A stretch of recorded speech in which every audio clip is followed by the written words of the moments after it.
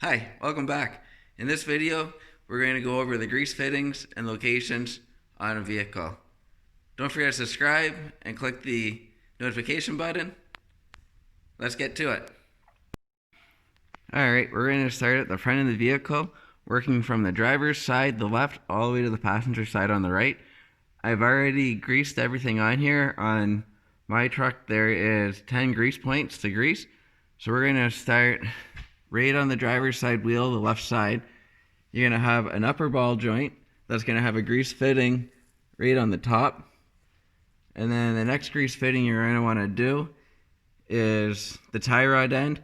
Depending on the year, make, and model, and if it's been changed before, there will be a grease fitting on the lower ball joint as well. This truck does not have any, so we're just going to go from the tie rod ends now.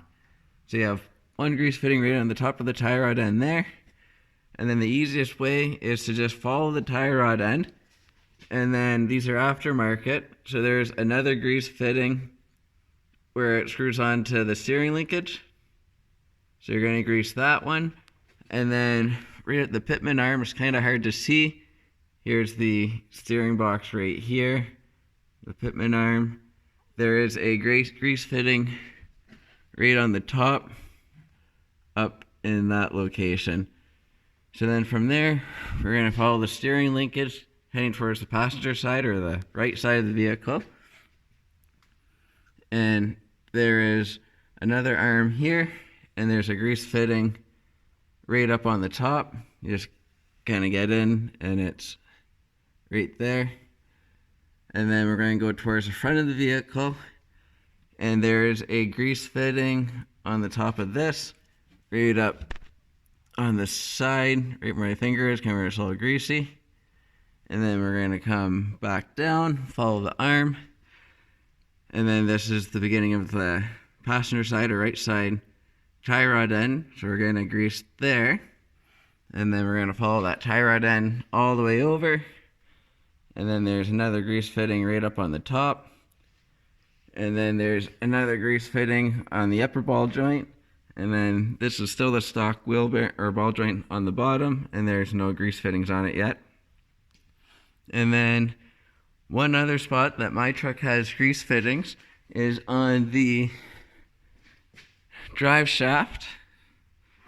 There's a grease fitting right there, because I changed that a year or two ago, so now it has a grease fitting on it, but there's no grease fitting on the front drive shaft. They're still original. So that's it. So that is all 10 grease fittings on my truck. Reasons you want to grease is to keep things lubricated so they last longer. Without lubrication, the metal will rub on metal and they'll wear out and get sloppy, and you'll have to replace your parts sooner. When you are greasing, you want to make sure that the nipple is clean, and then you slide your grease gun on top. And I usually give 3 to 4 pumps. If the grease doesn't go in, pull your grease gun off the fitting, put it back on, and that'll usually get it going. Otherwise, check and make sure there's no dirt or anything, or that the little check valve bulb isn't seized in place. But just 3 to 4 shots. If you give too much, it could blow out the rubbers, which isn't any good either. Thanks for watching. Don't forget to subscribe and click the notification button. Hope you found this helpful. Also, check me out on Instagram on Clargo Garage. Have a great day.